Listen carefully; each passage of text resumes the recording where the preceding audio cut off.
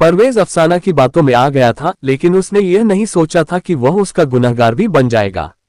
मुरादाबाद से करीब 25 किलोमीटर दूर भोजपुर में देवीपुरा मढ़ैया गांव के उत्तरी छोर पर 17 दिसंबर 2021 को टूरी शाह सुबह सुबह अपने खेत पर गया था। वह पिछले 2 हफ्ते से लगातार गेहूं की फसल देखने के लिए जाता था। फसल लहलहा रही थी, किंतु खेत के कुछ हिस्से में पानी पटाने का काम बाकी था। टूरी जब खेत के सूखे हिस्से की ओर गया, तब उसने पाया कि गेहूं की फसल को कई मीटर तक रौंदा गया है। मुड़े तुड़े पौधों को देखकर उसने सोचा शायद ऐसा वहां आए दिन रात में आने वाले जंगली जानवरों के कारण हुआ होगा। लेकिन जब उसने ध्यान से देखा तो पाया कि गेहूं की फसल किसी जानवर ने खाई नहीं थी, बल्कि वह जमीन पर बिछी सी हुई थी। वह खेत में देखने के लिए आगे बढ़ा। कुछ दूरी पर ही फसल के बीचों बीच उसे एक व्यक्ति बेजान पड़ा दिखाई दिया। उसके बेतरतीब हालत में लेटे और शरीर पर चोटों के निशान एवं खून के धब्बे देखकर समझ गया कि वह व्यक्ति मर चुका है। यह देखकर उसके होश उड़ गए और वह उल्टे पैर अपने गांव वापस लौट गया। इसकी जानकारी उसने गांव वालों को दी। उसके बाद बड़ी संख्या में गांव वाले घटनास्थल पर पहुंच गए। उन्होंने इसकी सूचना भोजपुर थाने को दे दी। उस समय थाने में थाना प्रभारी राजीव कुमार शर्मा मौजूद थे। खेत में अज्ञात व्यक्ति की लाश पड़ी होने की सूचना पाकर वह अपनी टीम के साथ मौके पर पहुंच गए। पुलिस ने उसकी शिनाख्त के लिए गांव वालों से पूछताछ की, लेकिन कोई भी उसकी पहचान नहीं सका।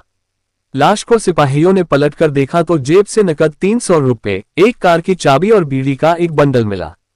थाना प्रभारी ने अज्ञात व्यक्ति की लाश मिलने की सूचना अपने उच्च अधिकारियों को दे दी। सूचना मिलते ही मुरादाबाद के एसपी देहात विद्यासागर मिश्र और क्षेत्राधिकारी डा अनूप सिंह भी पहुंच गए। उन्होंने भी लाश के बारे में वहां मौजूद लोगों से पूछताछ की। कोई ठोस जानकारी नहीं मिलने पर लाश को पोस्टमार्टम के लिए भेज दिया गया। घटनास्थल की स्थिति का मुआयना कर पुलिस भी थाने लौट आए। उस दिन देर शाम तक मृतक की पहचान नहीं हो पाई थी। लाश की शिनाख्त के तौर पर उसके गले पर दबाए जाने के निशान थे। हालांकि कपड़े पर कुछ खून के धब्बे भी थे।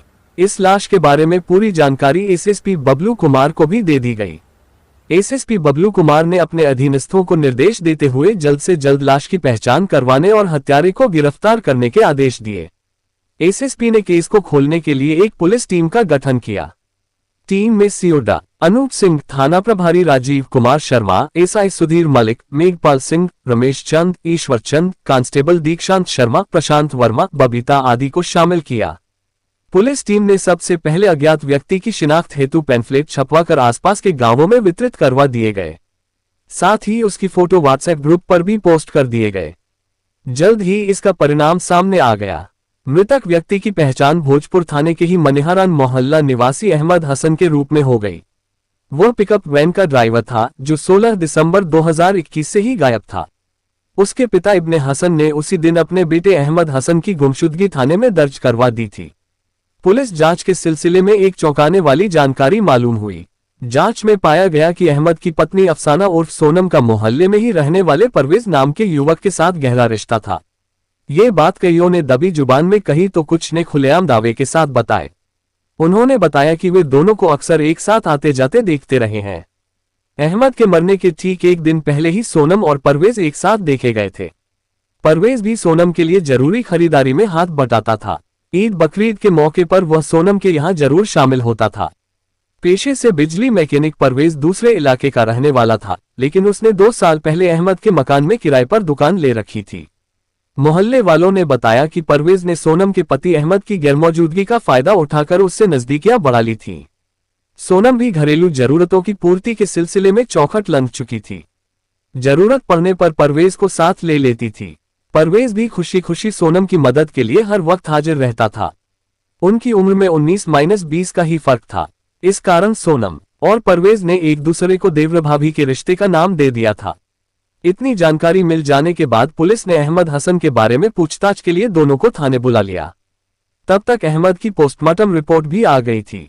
रिपोर्ट के अनुसार उसके शरीर पर चोट के निशान पाए गए थे और पीट कर हत्या किए जाने की पुष्टि हो गई थी। उसकी गुमशुदगी की रिपोर्ट के सिलसिले में भोजपुर थाने की पुलिस सोनम से पहले भी पूछताछ कर चुकी थी। तब सोनम ने बताया था कि बगैर किसी को जानकारी दिए वह कहीं चला गया है। इसी के साथ उसने दबदबाए आंखों से ये भी कह दिया था कि हो सकता है उसे किसी ने मार डाला हो।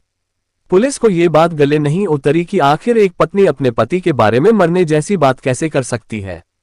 थाना प्रभारी ने जब दोबारा सोनम और परवेज को पूछताछ के लिए बुलाया, तब सोनम से सीधे सीधे कई सवाल किए। तुमने गुमशुदा शौहर के बारे में पूछे जाने पर उसके मारे जाने की आशंका क्यों जताई थी? क्या तुम्हें उसकी हत्या के बारे में पहले से मालूम था? अहमद की किसी के साथ कोई दुश्मनी थी? एक साथ इतने सवाल सुनकर सोनम घबरा गई।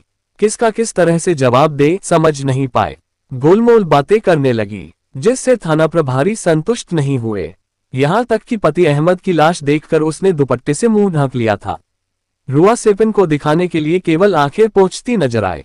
उसकी इन गतिविधियों को पुलिस टीम ने बारीकी से नोट किया। वह पूछे सवालों के ठोस जवाब नहीं दे पाई थी। थाना प्रभारी सोनम को अकेला छोड़कर परवेज से पूछताछ के लिए दूसरे कमरे में लेकर चले गए। औपचारिक बातें करते हुए उन्होंने अहमद और सोनम के साथ उसके संबंध और कामधंधे के बारे में पूछताछ की। इस सिलसिले में परवेज ने बताया कि वह बिजली मैकेनिक का काम करता है, इसलिए करीब 2 साल पहले अहमद हसन के पिता इब्ने हसन से किराए पर दुकान ली थी। दुकान में बिजली के सामान बेचने का काम करता था और मोहल्ले में किसी के बुलावे पर घरों में जाकर बिजली की खराबी भी ठीक कर दिया करता था। अहमद के घर की बिजली ठीक करने के लिए वह उसके घर जाता था। अहमद का किराएदार होने नाते वह उनसे केवल सामान का ही पैसा लेता था। बहुत कहने पर भी मेहनताना लेने से इनकार कर देता था।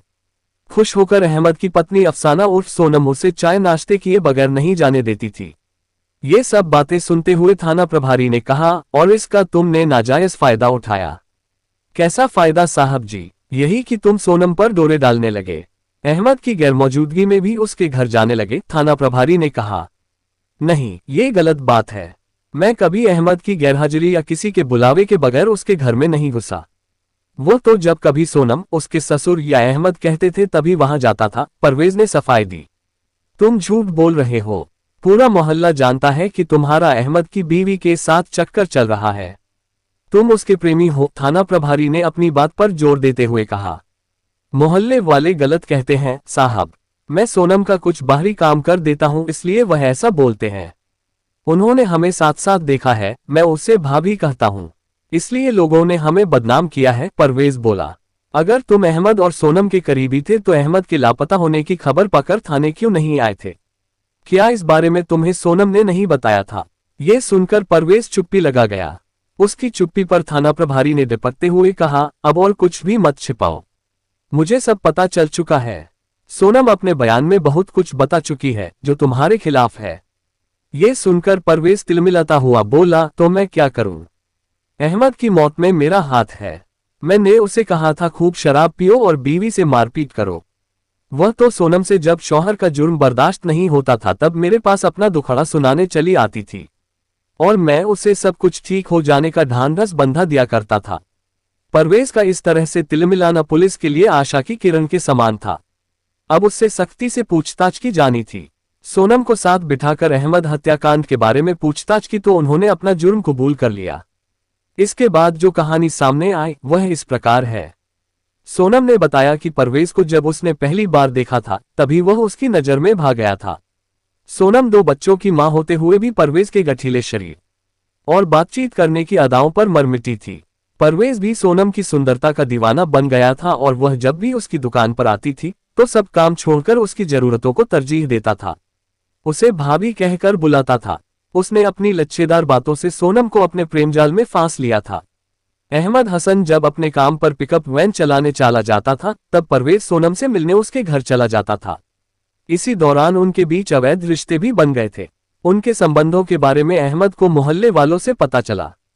तब उसने पिता इब्ने हसन से कहकर परवेज से दुकान खाली करवा ली।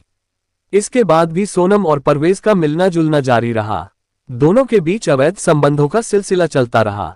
अहमद और उसके परिवार वालों ने सोनम को समझाने की काफी कोशिश की, लेकिन उसके दिमाग से परवेज के इश्क का फितूर नहीं उतर पाया।